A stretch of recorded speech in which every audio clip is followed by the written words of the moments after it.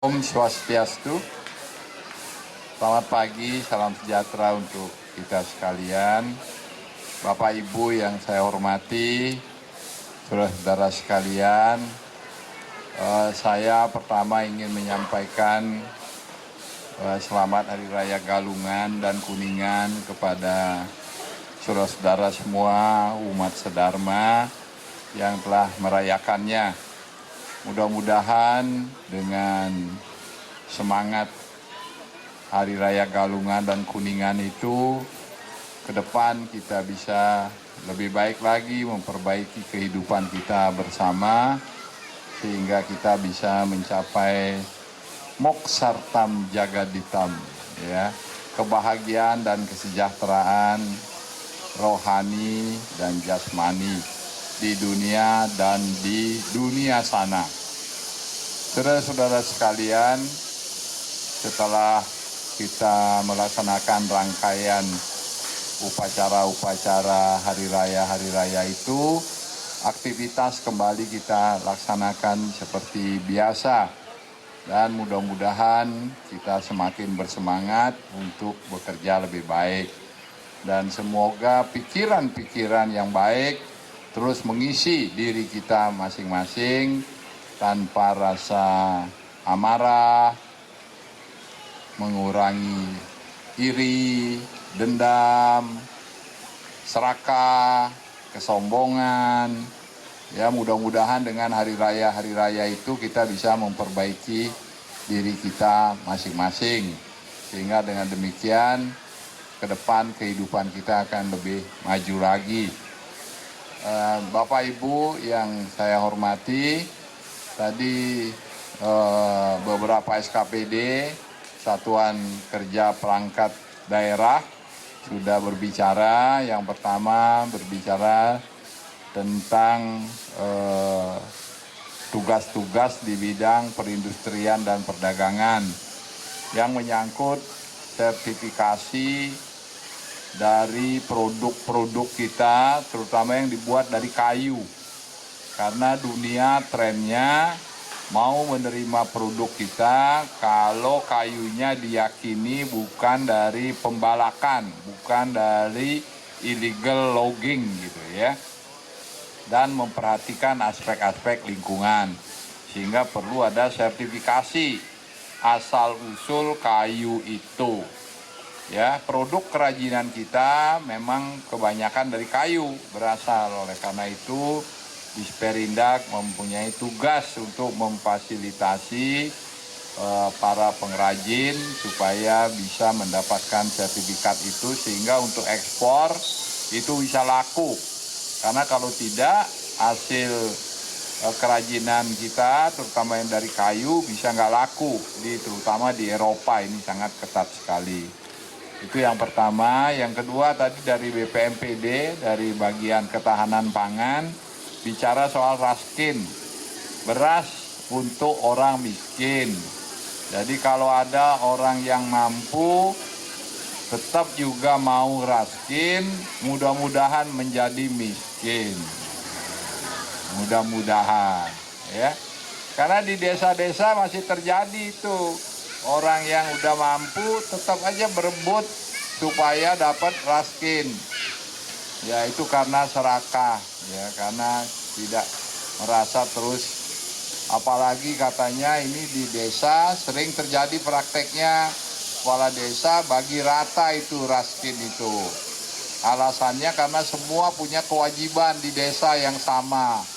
Jadi yang udah mampu pun tetap juga mau raskin itu karena lebih murah, ya.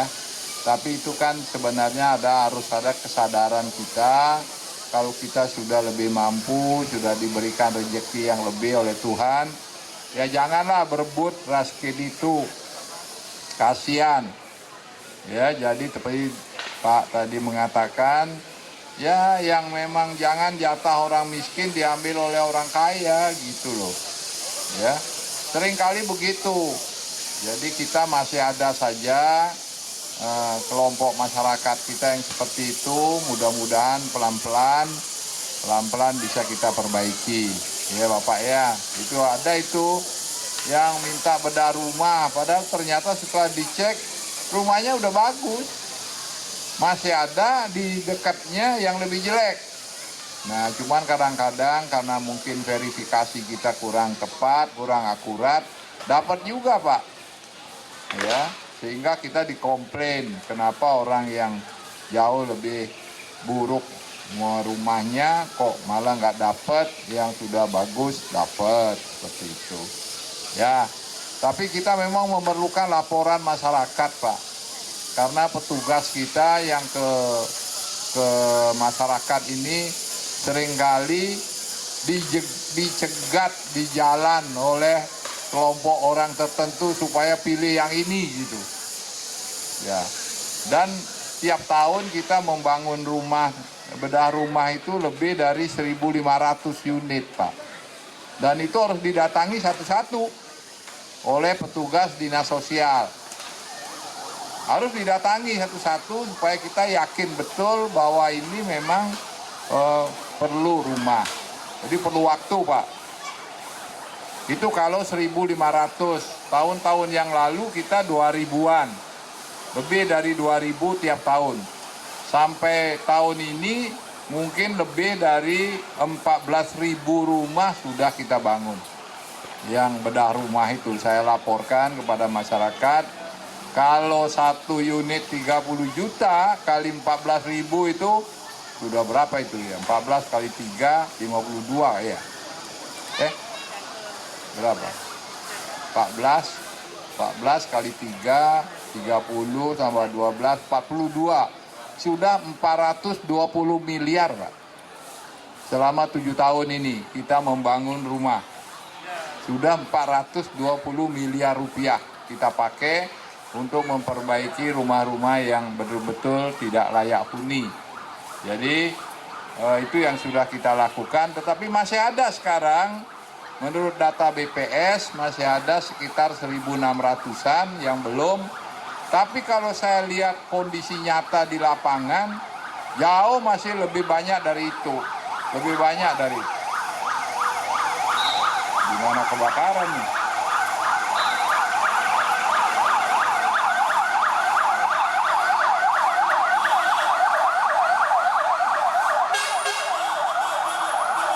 Coba cari informasi di mana kebakarannya. Jadi ternyata masih ada. Nah, itu peran masyarakat, media terutama, yang saya berterima kasih selalu ada di media rumah yang tidak layak huni dengan orang miskin, yang sakit, yang cacat, yang harus segera kita bantu. Ya, mudah-mudahan dalam 2 tahun ke depan ini bisa kita kurangi lagi jumlahnya, sehingga mulai tahun 2018 dan seterusnya sudah tinggal tidak terlalu banyak, yaitu mengenai raskin, mengenai bedah rumah dan sebagainya. Nah, sekarang problem jalan, Pak. Bapak tadi mengatakan jalan, memang orang kadang-kadang tidur nih, ini joke ini Pak ya, lelucon orang. Di mobil tidur, tapi begitu dia terbangun, pasti sampai di Tabanan katanya. Karena jalannya rusak. Jadi kan yang lain mulus gitu ya, tidur di mobil. Begitu sampai di Tabanan terbangun katanya. Begitu dia terbangun, tahu dah dia sudah sampai di Tabanan gitu katanya. Sampai ada begitu. Saking rusaknya jalan ya. Nah, tapi kita semua harus prihatin ini, dan mudah-mudahan sedikit demi sedikit kita bisa selesaikan, Pak. Karena rakyat sih nggak ngerti, pokoknya jalan. Sesungguhnya ada batasan kewenangan di sana, Pak. Jadi jalan itu ada jalan nasional, ada jalan provinsi, jalan kabupaten, ada jalan desa. Jadi kalau jalan nasional itu contohnya jalan Gilimanuk Denpasar itu, Pak. Itu jalan nasional. Terus dari Sempidi sampai di Beleleng itu, Lempe Singaraja itu jalan nasional yang lewat Bedugul.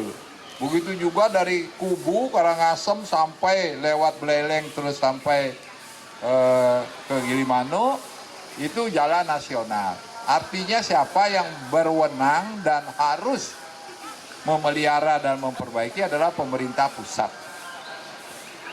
Nah, ada jalan-jalan provinsi yang menghubungkan antara kabupaten-kabupaten, itu jalan provinsi, Pak. Misalnya jalan Payangan naik sampai ke Kintamani itu contohnya itu jalan provinsi. Artinya provinsilah yang berkewajiban memelihara dan memperbaiki dan membangun jalan itu. Nah, kebanyakan ini yang rusak ini jalan kabupaten. Karena mungkin uangnya nggak cukup untuk memperbaiki itu. Terpaksa dibantu oleh provinsi, Pak, uangnya. Makanya Bapak katakan tadi Pak Wagub Sudikerte itu bukan Pak Wagubnya, tapi pemerintah provinsi, Pak. Ya, kalau sendiri beliau, aing liunglah pipis, berapa miliar itu, Pak, bikin jalan tadi seperti itu.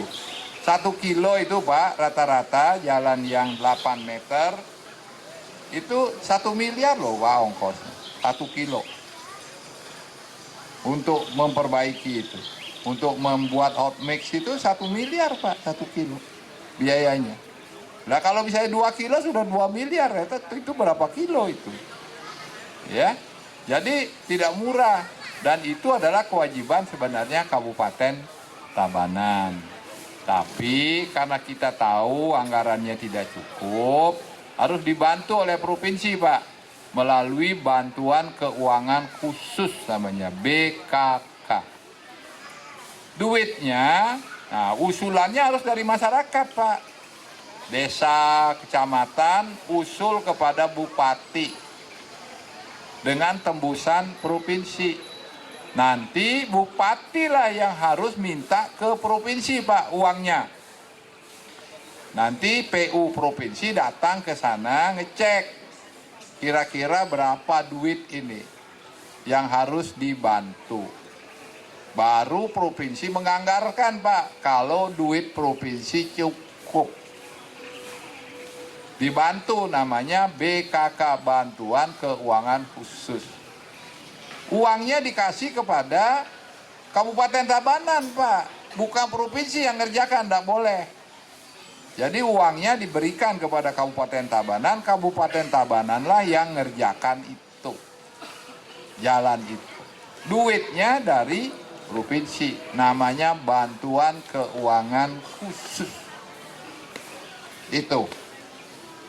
Jadi emang prosedurnya begitu, tidak bisa ujuk-ujuk Bapak bilang sama saya di sini jalan sana rusak, terus saya kirim PU terus perbaiki. Saya disalahkan, Pak.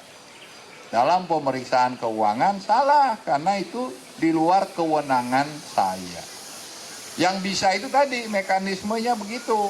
Jadi Bapak dan masyarakat usul, minta kepada Pak Bupati, Ibu Bupati, nanti dengan tembusan ke provinsi, nanti Ibu Bupati setuju nggak ini untuk dibantu atau tidak.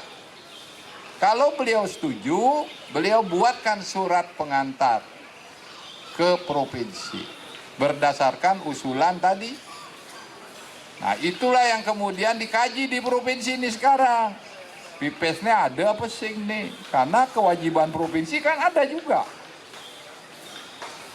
Karena sesungguhnya 1/3 penghasilan provinsi itu sudah dikasih ke kabupaten-kabupaten, Pak.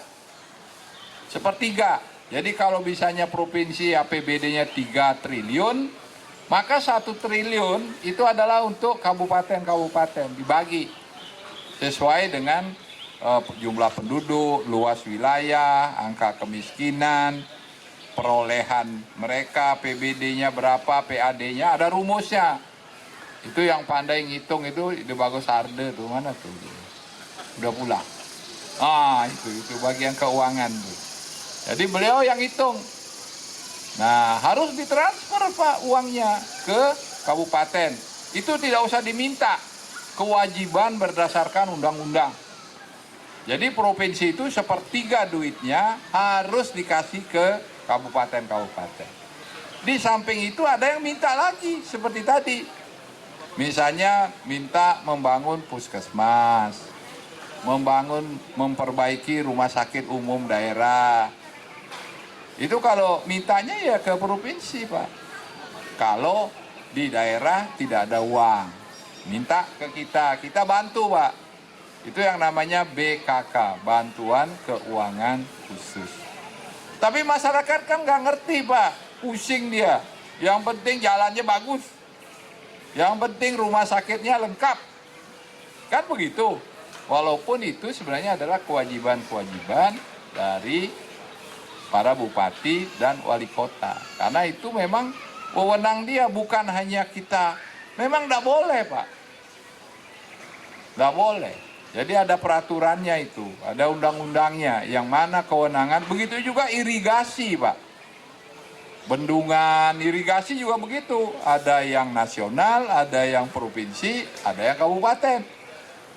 Jadi kalau ada irigasi primer, sekunder, tersier, dan sekunder yang rusak, itu kewajiban dari bupati. Tapi kalau bupati nggak ada uang, boleh minta ke provinsi. Tapi mekanismenya sama tadi, Pak. Menjadi BKK lagi. Nah, gitu. Nggak boleh melampaui wewenang, itu nggak boleh. Nggak boleh. Jadi ini namanya pemerintahan kan ada tata cara itu yang disebut namanya singkatannya NSPK. Ada normanya, ada standarnya, ada prosedurnya, ada kriterianya. Jadi kita pemerintah harus bekerja berdasarkan itu, Pak. Tidak boleh keluar dari ini. Kalau keluar dari ini namanya melanggar undang-undang. Saya bisa dituntut. Karena itu kan pakai SK, semuanya SK gubernur, yang teken gubernur. Jadi kalau ada yang sampai melanggar tadi, NSPK tadi, yang dituntut saya. Nah, itu yang terjadi. Jadi tidak boleh, Pak, ini memang maunya kita begitu. Artinya kalau lihat ini nggak beres, jalanan jelek, waduh ini harus segera diperbaiki. Nggak bisa, Pak. Nggak bisa. Nggak boleh begitu. Saya kan suka juga lewat geruduk. Waduh jelek sekali ini. Harus diperbaiki. Cek dulu ini status jalan ini status apa. Setelah dicek, misalnya status provinsi, langsung saya telepon Kadis PU, ini jalan ini rusak. Segera perbaiki. Kalau kecil-kecil itu langsung bisa diperbaiki, Pak. Misalnya di bawah 200 juta biayanya, kayak longsor di pinggir sedikit, itu langsung bisa diperbaiki. Boleh itu, tidak usah tender karena di bawah 200 juta langsung bisa diperbaiki. Tapi kalau 200 juta ke atas harus tender, Pak. Itu lama lagi tuh persoalannya itu. Tendernya bisa 3 bulan. Jalannya sudah makin jebol. Nah itu, jadi itu tadi memang sekaligus ini saya sebagai semacam penjelasan, itulah tata kelola pemerintahan itu, Pak. Jadi tidak bisa asal maunya saya begini-begini langsung selesaikan, tidak bisa. Kecuali di luar duit pemerintah yang dipakai. Ya, misalnya ada masyarakat yang membantu, orang miskin, sakit, kalau pakai anggaran, ya tadi harus masuk ke situ tadi, Pak. Masuk ke proses itu. Untuk anggaran 2017 harus sudah disusun sekarang. Bahkan mulai bulan Mei. Mei, Pak, sudah mulai nyusun kita untuk anggaran 2017. Nah, yang sekarang ini kita anggaran 2016 ini banyak perubahan. Nggak cocok dengan apa yang kita rencanakan tahun lalu, Pak, karena ekonomi melemah. Terus dana alokasi umum namanya yang untuk bayar gaji pegawai kita ini ditunda, Pak, oleh pusat. Jadi kita harus pakai duit sendiri bayar gaji. September, Oktober, November, Desember. Kenapa begitu? Karena dana di pusat juga berkurang. Pajak yang diharapkan sampai sekian tidak dapat, jadi turun. Karena turun, jadi duit yang ditransfer ke provinsi dan kabupaten yang untuk bayar gaji itu ditunda. Berarti gajinya harus dibayar dengan uang yang kita punya. Padahal uang yang kita punya ini sudah ada peruntukannya semua. Untuk tadi perbaiki jalan, untuk ini, untuk ini. Nah, ini yang repot sekarang. Gimana tuh jalan yang udah rusak padahal kita udah janjikan untuk diperbaiki. Duitnya nggak ada. Karena duitnya dipakai untuk bayar gaji dulu lah. Ini kan kasihan kalau nggak dibayar gajinya. Nah itu terjadi bukan cuma di daerah di Bali, tapi di pusat Pak. Ini kan sebabnya karena di pusat ditunda, jadi ke daerah juga ditunda. Akibatnya apa? Uang yang harusnya saya transfer ke kabupaten sepertiga itu tetap sepertiga, tapi nilainya turun kan Pak? Kalau tadi sepertiga dari 3 triliun, sekarang sepertiga dari 2,5 triliun. Berarti kabupaten juga harus menyesuaikan. Jadi uang yang kurang dari pusat berakibat ke provinsi, berakibat juga ke kabupaten. Berakibat juga ke desa, Pak. Nah ini panjang urusannya ini. Panjang. Nah inilah yang sedang kita kerjakan sekarang. Ngitung kembali.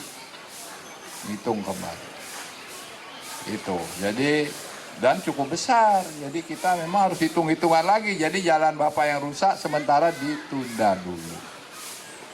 Belum ada, pasti uangnya nggak ada, bukan kita nggak mau, uangnya pasti tidak ada.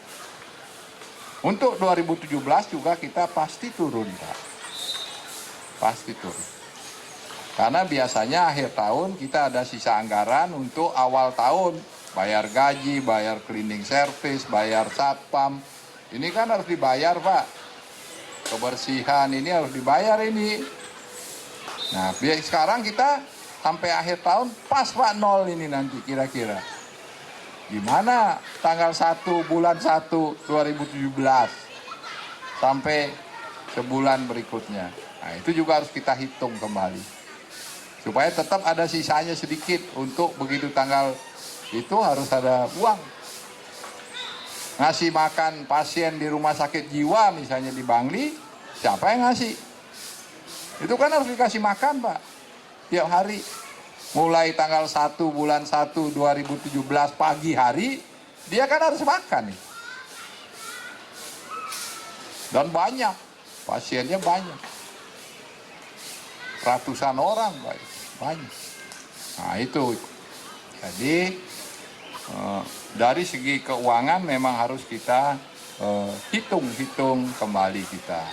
Tapi bukan berarti terus pesimis, tidak boleh. Harus kita tetap optimis, kita yakin badai pasti berlalu. Badai pasti berlalu, situasi akan kembali normal kembali setelah dunia juga kembali. Sekarang kan karena jualan kita harganya murah Pak. Karet, batu bara, kopi, coklat yang kita ekspor ke Eropa, ke Tiongkok, ke Amerika, harganya turun. Kenapa harga turun? Karena penghasilan mereka turun. Yang beli tadinya sekilo turun jadi 1/4 kilo. Akibatnya duit masuk ke kita kurang Pak. Ekspor kita turun. Ikan kita ekspornya dari berapa turun tuh?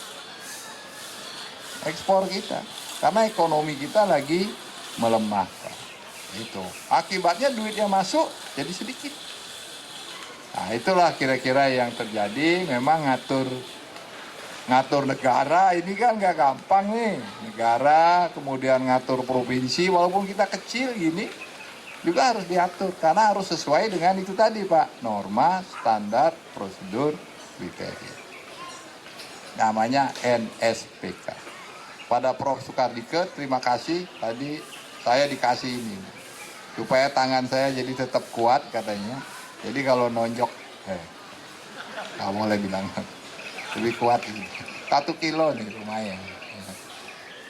Jadi untuk melatih tangan. Ternyata beliau ini umurnya sudah 73,5. Tapi lihat masih keker, tendangannya masih kuat sekali. Patut kita jadikan contoh beliau ini. Ya, hidup positif, olahraga terus, makanan sehat, berguna untuk orang lain. Terima kasih Prof atas keteladanannya untuk kita semua. Baik, sekali lagi saya akhiri dengan para mesanti. Om Santi Santi Santi Om.